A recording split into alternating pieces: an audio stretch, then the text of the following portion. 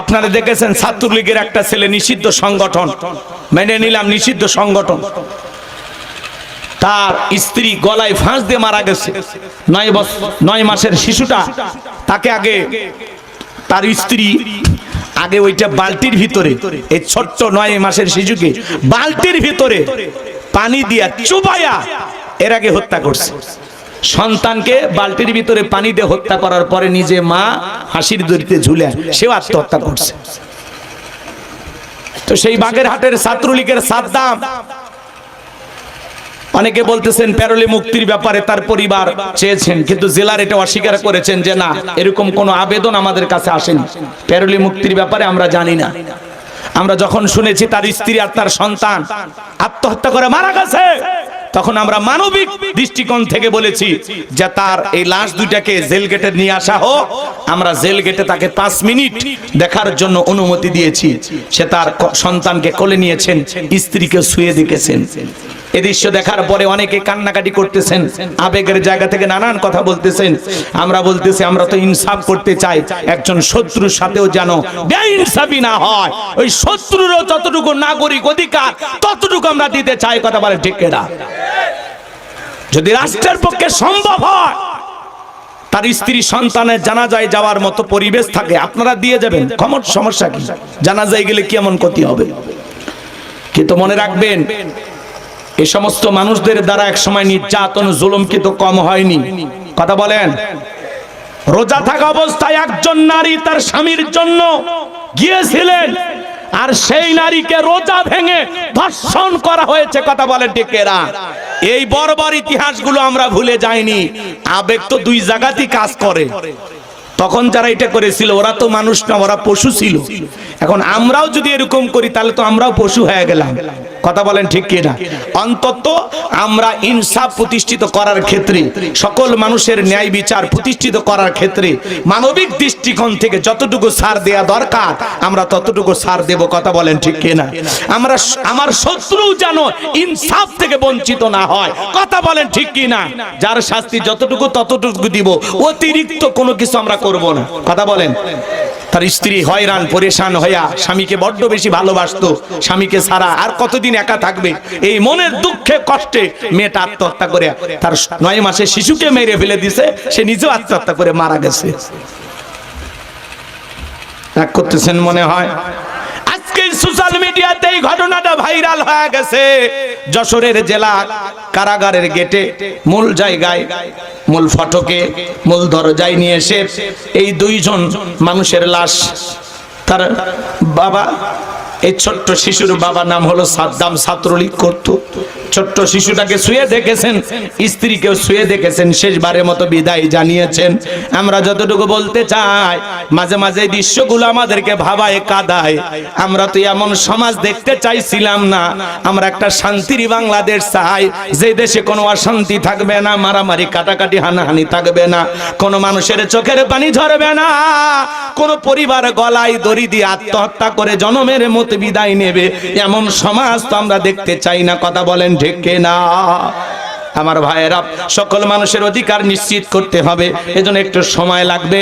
আর ভালো মানুষদেরকে সমাজের নেতা না বানানো পর্যন্ত, আল্লাহর জমিনে আল্লাহর দ্বীন প্রতিষ্ঠিত না হওয়া পর্যন্ত, কোরআনের সমাজ ব্যবস্থা কায়েম না হওয়া পর্যন্ত এই সমাজে শান্তি প্রতিষ্ঠিত হবে না। নির্বাচনের আগে এক এক নেতার অভিনয় দেখেন, মাথায় খেলে না। আছে না নাই? আছে না নাই? এ বাজান, আমার এলাকার এক নেতা কাঁচা রাস্তা বোঝেন, মাটি এই মাটি রাস্তার মধ্যে ইট পাড়তেছে। মানুষজন বলে বাবা ইট পাড়তেছে, ব্যাপারটা কি? বলে শোনেন, বৃষ্টি হওয়ার পরে আপনাদের ছেলে মেয়ে স্কুলে যাইতে পারে না, আপনারা হাটে বাজারে যেতে পারেন না, মাঝে মাঝে আপনাদের দুঃখের কথা মনে হলে রাতে ঘুম আসে না। আপাতত কাঁচা রাস্তা ইট পারে দিয়ে গেলাম, আর ভবিষ্যতে আমার মার্কায় সিল মারিয়া একবার যদি এলাকার নেতা বানায় দিতে পারেন, আমার 1 নাম্বার টার্গেট হলো কাঁচা রাস্তা পাকা করে দেওয়া। এই কথা বিশ্বাস করে জনগণ যখন নেতার মার্কায় সিল মারে, নেতাকে নির্বাচিত করে, নেতা তখন এলাকায় থাকে না, ঢাকা শহরে বান্ধবী নিয়ে ঘুমায়। কথা বলেন ঠিক কিনা? নির্বাচনের মার্কা যে কয়দিন নেতার আনা গোনা সে কয়দিন। কথা বলেন। আর আমরা কম খারাপ না, 1.5 টাকার বিড়ি আর 3 টাকার চা খায়। কি স্লোগান? বল্টু ভাইয়ের চরিত্র ফুলের মতো পবিত্র, নামাজ পড়ে কক্ত, গাঁজা খায় 5 ওয়াক্ত, ঘুম চুরিতে পাকা ভক্ত, শয়তানের 1 নাম্বার ভক্ত, হুজুর যেন খুবই শক্ত, চুষে খাই গরিবের রক্ত। নির্বাচনের পোস্টার লেখা আছে গরিবের বন্ধু, ভোট দিয়ে দেখেন গরিবের কয় নাম্বার শত্রু। একটা বয়স্ক ভাতার কার্ড নিবার গেলে 2-4 হাজার খায়, আছে না নাই? পোস্টারের নিচে লেখা আছে সেবা করার সুযোগ দিন। আমি তো দেখি অ্যাঙ্গেলে মার দেওয়া আছে ধনী হওয়ার সুযোগ দিন। যেই নেতা নির্বাচনের আগে সাইকেল কেনার টাকা নাই, হুন্ডা কেনার টাকা নাই, সেই নেতা নির্বাচিত হইয়া হাজার হাজার কোটি টাকার মালিক হয়। পাবনাই বাড়ি, ঢাকাই বাড়ি, শোনা যায় বিদেশেও বাড়ি। টাকা কি জিব্রাইল দিয়ে যায়? হ্যাঁ, এত টাকা কই পায় এরা? রাস্তার বরাদ হয় 5 কোটি, উপর থেকে নিচ পর্যন্ত ভাগাভাগি করতে করতে 4 কোটি শেষ। কোনো মতে 1 কোটি টাকা থাকে, ওইটা দিয়ে রাস্তার ওই পাথরগুলো কোনো মতে আলকাতরা দিয়ে কালো করে ধুয়ে যায়, আর আস্তে করে খালি হালকা করে ডাবে দিয়ে যায়। ছাগল পেশাব করলে রাস্তা ভাসে যায়। কথা কোন ঠিক কিনা? আছে না নাই? রাগ করতেছেন আপনারা? এজন্য বাজার খালি ওই দোষ দিয়ে লাভ নাই, দোষ আমাদেরও আছে। কথা কয় না কে? আচ্ছা, আপনাদের এলাকায় গরু আছে, বাজারে জবাই হয়, আর মাথাটাকে বিক্রি হয় কত টাকা দিয়ে? একটা গরুর মাথা পুরোটা কিনতে গেলে কত টাকা? 4,000, 4,000, 5,000, 3,000 এরকম দাম, তাই না? আর আপনি আশরাফুল মাখলুকাত, আপনি নির্বাচনের আগে রাত্রে বিক্রি হন 500 টাকা দিয়ে। হ্যাঁ, একটা গরুর মাথা কিনতে 4,000, 5,000 টাকা লাগে, আর আপনি আশরাফুল মাখলুকাত ভোটের আগে 500 টাকা দিয়া আপনার মাথা 5 বছরের জন্য বিক্রি করে দেন। আপনি মানুষের কাতারে পড়েন? কথা কর না কে? এক পাগল তেঁতুল গাছের নিচে হাত তুলে বলে, আল্লাহ, এ তেঁতুল গাছের রাজশাহীর হাড়িভাঙ্গা, এ রংপুরের হাড়িভাঙ্গা, রাজশাহীর ফজদি আম দে, সাবাই নবাবগঞ্জের কাটিমন আম দে, নওগাঁ পাহাড়ের আম রূপালি দে। আল্লাহ তখন ডেকে বলে, পাগল, চোখটা খুইলা দেখ কোন গাছের নিচে দোয়া ধরেছিস।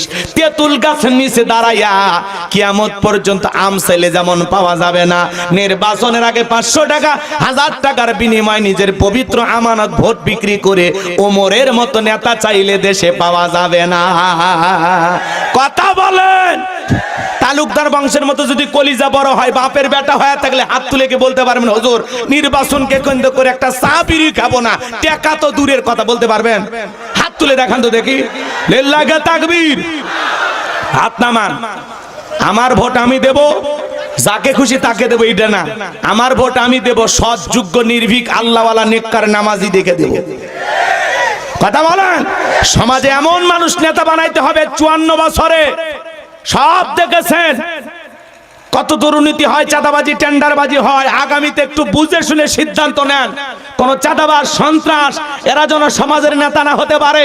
সব যোগ্য, নির্ভীক, আল্লাহওয়ালাদেরকে নেতা বানাইতে হবে, যাদের হাতে কোটি কোটি টাকা আমানত থাকবে, 1টি টাকাও হাত দেবে না। কথা বলেন?